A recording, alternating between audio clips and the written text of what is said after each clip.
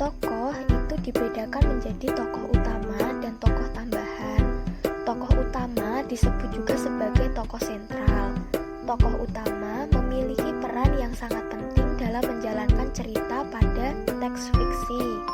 Tokoh utama merupakan tokoh yang menjadi pelaku utama atau tokoh yang mengalami semua peristiwa dalam cerita.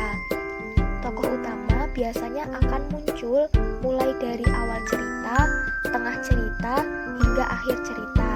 Selain itu, dalam suatu cerita, tokoh utama tidak selalu bersifat positif atau baik.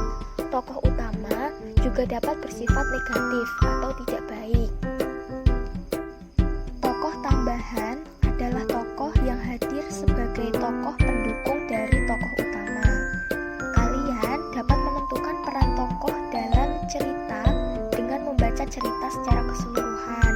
Selain itu, setiap tokoh tersebut memiliki watak atau karakter yang berbeda satu sama lain. Sama seperti menentukan peran tokoh dalam cerita, untuk mengetahui watak atau karakter tokoh, kalian juga perlu membaca cerita dengan seksama, mulai dari bagian awal cerita hingga akhir cerita. Setiap tokoh utama yang terdapat pada teks fiksi biasanya memiliki dua sifat, yaitu sifat baik atau positif dan sifat tidak baik atau negatif. Tokoh yang memiliki sifat baik disebut tokoh protagonis, dan tokoh yang memiliki sifat tidak baik disebut tokoh antagonis.